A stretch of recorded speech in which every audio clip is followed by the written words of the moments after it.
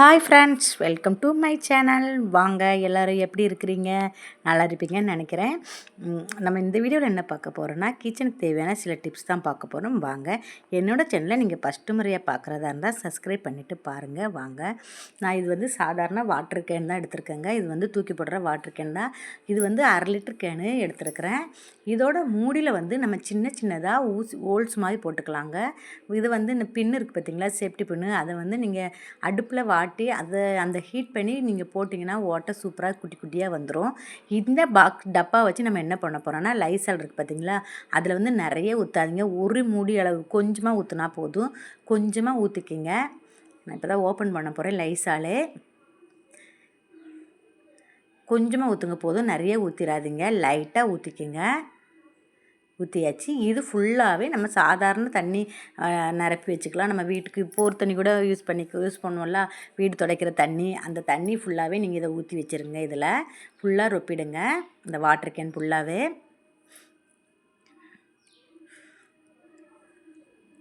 கீழே கொட்டுங்கிறதுனால நான் புனலை வச்சு ஊற்றுறேன். அப்படி இருந்தாலும் கொட்டுது பாருங்கள்.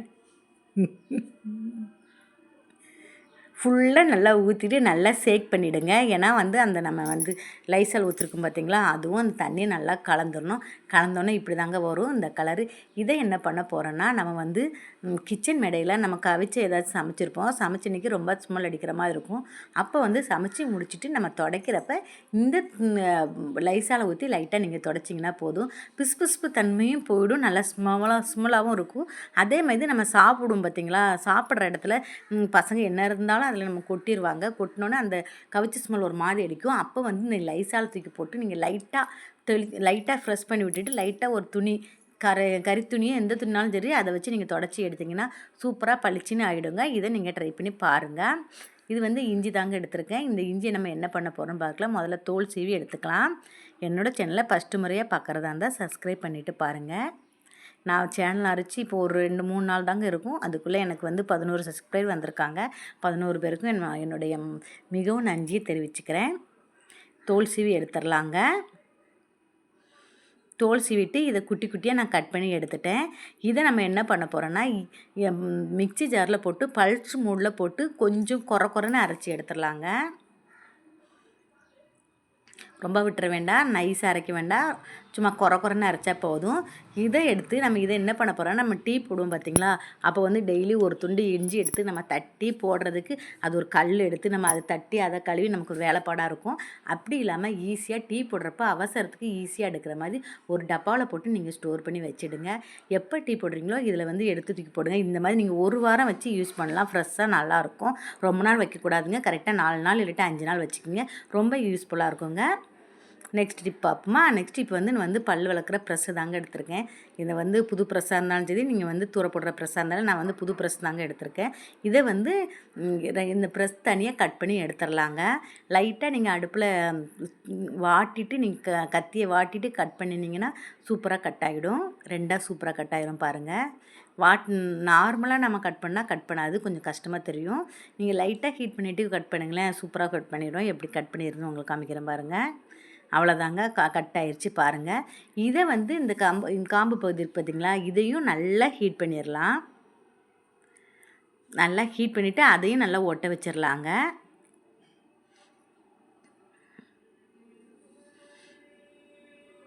தீயை வச்சு நல்லா வாட்டிக்கிங்க.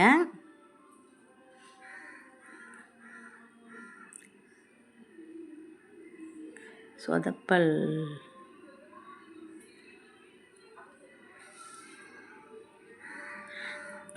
கட் பண்ண ப்ரெஸ்ஸு தனித்தனியாக வந்துருச்சு பாருங்கள்.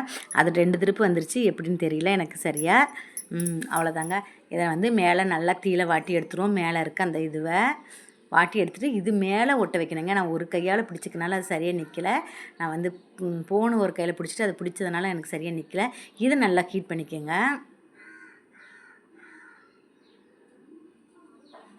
நல்லா ஹீட் பண்ணிட்டு அது மேலே ஒட்ட வச்சிங்கன்னா நல்லா ஸ்ட்ராங்காக பிடிச்சிக்கோங்க. நல்லா ஹீட் பண்ணிட்டிங்க ஒட்டினீங்கன்னா கரெக்டாக பிடிச்சிரும். ஹீட்டு கம்மியாக இருந்தால் தான் ஒட்டாது. அவ்வளோதாங்க, சூப்பராக ரெடி ஆயிடுச்சு. இதை வச்சு நம்ம என்னென்ன வேலைக்கெலாம் இதை யூஸ் பண்ண போகிறோங்க பிறகு ஒரு க்ளீனிங் பர்பஸாங்க இதை யூஸ் பண்ண போகிறோம். நம்ம ஃப்ரிட்ஜு, டிவி, ஜன்னல் ஓரத்துலலாம் அப்படியே ஒட்டியிருக்கும், ஒவ்வொரு நேரம் வராது. அப்புறம் இந்த லேப்டாப்பு அதெல்லாம் துடைக்கிறதுக்கு இது ரொம்ப யூஸ்ஃபுல்லாக இருக்குங்க. இந்த ஃப்ரிட்ஜோட அந்த கேஸ்கெட் மாதிரி கொடுத்துருக்காங்க பார்த்தீங்களா, அதுக்குள்ளெல்லாம் தூசி இருந்தால் நம்ம என்ன தான் துடைச்சாலும் அது உள்ளே போய் மாட்டிக்குங்க, வரவே வராது. இந்த மாதிரி ப்ரெஸ் இருந்தால் உங்களுக்கு துடைச்சி எடுக்க அவ்வளோ ஈஸியாக இருக்குங்க. இந்த மாதிரி தூரப்படுற ப்ரெஸ்ஸை வச்சு நீங்கள் சூப்பராக ஒரு ப்ரெஸ் ரெடி பண்ணிடலாங்க. இந்த மாடலில் நீங்கள் ரெடி பண்ணி வைங்களேன், சூப்பராக க்ளீன் பண்ணுறதுக்கு க்ளீன் பர்பஸ்க்கு ரொம்ப யூஸ்ஃபுல்லாக இருக்குங்க. பாருங்கள் எவ்வளோ அழகாக தொடச்சி நம்ம என்ன தான் தூசிலான்னு நினைப்போம், இப்படி தொடச்சி எடுத்து பாருங்களேன், அவ்வளோ தூசி வருங்க. நெக்ஸ்ட்டு டிப் பார்த்துருவோமா? நம்ம வெங்காயம் தாங்க எடுத்துருக்கிறேன். வெங்காயம் தொலியெல்லாம் எடுத்து நம்ம வெங்காயம் வந்து உரிக்கிறப்ப தொலியெல்லாம் வச்சுருப்போம். அந்த தொலியெல்லாம் என்ன பண்ணான்னு தெரியாமல் வச்சுருப்போம். அதை வந்து நீங்கள் குப்பையில் போடாமல் நான் சொன்ன மாதிரி யூஸ் பண்ணி பாருங்கள், சூப்பராக இருக்கும். நான் வந்து இன்றைக்கி வெங்காயம் வாங்கிட்டு வந்தேன் இன்றைக்கி தான் கடையிலேருந்து. அதில் வந்து நிறைய தொலி அப்படியே உறிஞ்சி போன மாதிரி இருக்கும் பார்த்திங்களா, அதை எடுத்து க்ளீன் பண்ணி நான் டப்பாவில் போட்டு வைப்பேன். அந்த பாக்ஸில் அப்படி போடுறப்பவே நான் எடுத்தப்போ எனக்கு வந்து நிறைய தொலி வந்தது. இந்த தொலியை வச்சு நான் உங்களுக்கு வந்து ஒரு இது ரெடி பண்ண போகிறேன். அது என்னன்னு பார்க்கலாம். இதை நல்லா தொலியை நல்லா எடுத்து க்ளீன் பண்ணி எடுத்துடுறேன். நீங்கள் டெய்லி வெங்காயம் உரிக்கிறப்ப இருக்கிற தொலியை கூட நீ இந்த மாதிரி பண்ணலாம். இதை நல்லா ஒரு பாத்திரத்தில் போட்டுக்குங்க.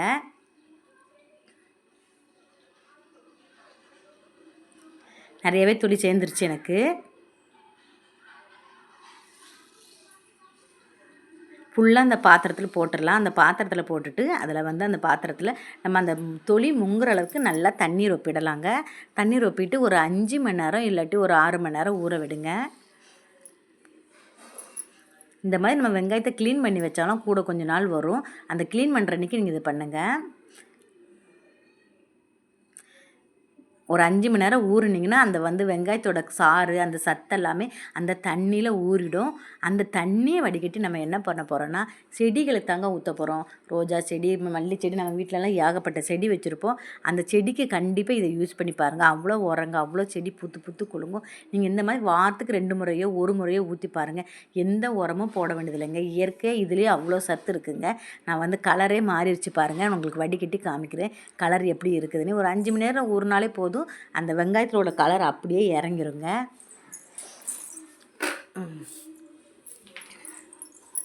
வடிகட்டி காமிக்கிறேன் பாருங்கள். நீங்கள் வந்து இது ஒரு ஃப்ரை பாட்டில் ஊற்றிட்டு ஃப்ரை பண்ணி கூட விடலாம் செடிகளுக்கு, இல்லாட்டி அப்படியே கூட ஊற்றலாம்.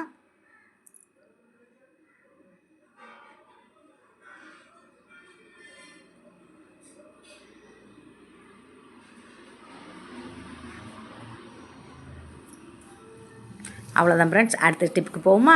இந்த டிப் பிடிச்சினா ஒரு லைக் கொடுங்க. நெக்ஸ்ட்டு வந்து நம்ம மல்லி இலையை எப்படி ஸ்டோர் பண்ணால் ரொம்ப நீண்ட நாளுக்கு இருக்கும்னு பார்ப்போம். மல்லி இலையை முதல்ல கட் பண்ணி எடுத்துருவோம். முதல்ல நூலை கட் பண்ணி எடுத்துகிட்டு அது உள்ளே நிறைய செடி, குப்பை, செடினா வேறு புல் ஏதாச்சும் உள்ளே தெரியாமல் அவங்க கட்டுறப்ப வச்சுருப்பாங்க. அதை நம்ம முதல்ல க்ளீன் பண்ணி எடுத்துருவோம். எப்படியும் ஏதாவது மல்லிக்கட்டு கண்டிப்பாக அந்த மாதிரி இருக்குங்க. எடுத்துட்டு கீழே இருக்க காம்பை நல்லா கட் பண்ணிடலாம்.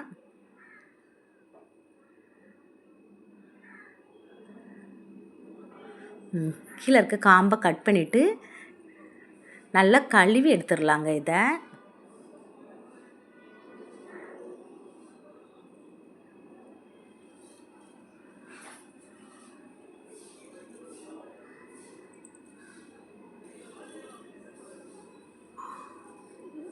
அழுகுனது எதாவது இருந்தாலும் எடுத்துருங்க. அதை எடுத்துட்டோம்னா நமக்கு வந்து அழுகு போகாது. அழுகுனது உள்ளே இருக்கிறப்ப நம்ம எடுக்காமல் அப்படியே ஸ்டோர் பண்ணிட்டோம்னா கொஞ்சம் 2 நாளே அழுகி போயிடும். நான் சொன்ன பழத்தில் நீங்கள் வச்சிங்கன்னா 1 வாரம் அப்படியே மல்லி எல்லாம் ஃப்ரெஷ்ஷாகவே இருக்கும். 1 வாரம் 10 நாள் கூட தாங்குங்க. இந்த மாதிரி வடிகட்டியில் நான் வந்து கழுவி எடுத்துக்கிறேன். அப்படி கழுவுறனால அதில் இருக்க தண்ணியெல்லாம் சீக்கிரமாக வடிஞ்சிரும். அதுக்காக இந்த மாதிரி இதில் நான் கழுவி எடுத்துக்கிறேன்.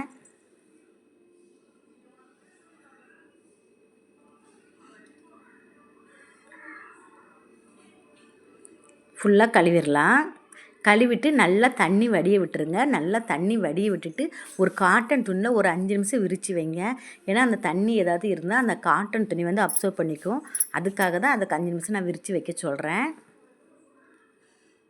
விரித்து வச்சுட்டு அதுக்கப்புறம் எடுத்து நீங்கள் கட் பண்ணி ஒரு பாக்ஸில் போட்டு வச்சிங்கன்னா 1 வாரம் நல்லா தண்ணி வடிய விட்டுறலாம். அதுக்கப்புறம் ஒரு காட்டன் துணி எடுத்து போட்டுருவோம். போட்டு இதில் கொஞ்ச நேரம் போட்டுட்டு நல்லா ட்ரை பண்ணி எடுத்துருங்க. எடுத்துட்டு ஒரு நம்ம டப்பா எடுத்துக்கலாம். நம்ம எந்த டப்பாவில் ஸ்டோர் பண்ண போகிறோமோ அந்த டப்பாவை எடுத்துக்குவோம். இப்படி வைக்கிறதுனால நம்ம மல்லி இலையை நம்ம கழுவி போடணும்னு அவசியம் இல்லை. இப்போவே நம்ம கழுவி தான் ஸ்டோர் பண்ண போகிறோம். அதனால் நம்ம வந்து குழம்புக்கு எதுக்கோ அப்படியே இதுக்கும் கட் பண்ணி அப்படியே போட்டுடலாம். நம்ம கட் பண்ணி வச்சிட்டோம்னா அப்படியே எடுத்து போட்டுக்கலாம். நம்ம காலையில் நமக்கு வேலை செய்கிறப்ப ரொம்ப கஷ்டமாக தெரியாது, ஈஸியாக இருக்கும். டக்குன்னு எடுத்தோமா போட்டோமான்ட்டு இருக்கும். அதனால் நம்ம வாங்கிட்டு வந்தோன்னே இந்த வேலையெல்லாம் பார்த்துடணும். இது மாதிரி புதினா கூட நீங்கள் பண்ணி வைக்கலாம். நான் வந்து இந்த டப்பாவில் தாங்க ஸ்டோர் பண்ண போகிறேன். இதில் வந்து கீழே என்ன பண்ண போகிறேன்னா, ஒரு டிஷ்யூ பேப்பர் போடுங்க, இல்லாட்டி காட்டன் துணி போடலாம். நான் அன்றைக்கி வந்து காட்டன் தான் போட போகிறேன். காட்டன் துணி தான். அடியில் கொஞ்சம் போட்டுக்குவோம், மேலே கொஞ்சம் போடணும். அடியில் கொஞ்சமாக அந்த பாக்ஸுக்கு தகுந்த மாதிரி போட்டுக்கலாம். அதோட ஈரம் ஏதாச்சும் இருந்ததுன்னா அந்த துணி வந்து அப்சர்வ் பண்ணிக்கும். அதுக்காக தான் அந்த காட்டன் துணி போடுறது. டிஷ்யூ பேப்பர் இருந்தால் டிஷ்யூ கூட போடலாம். அது என்கிட்ட இல்லை, அதனால் இந்த காட்டன் துணி வச்சுருக்கிறேன். அவ்வளோதான். இதுக்கு மேலே அந்த மல்லி இலையெல்லாம் நம்ம கட் பண்ணி வச்சுருவோம்.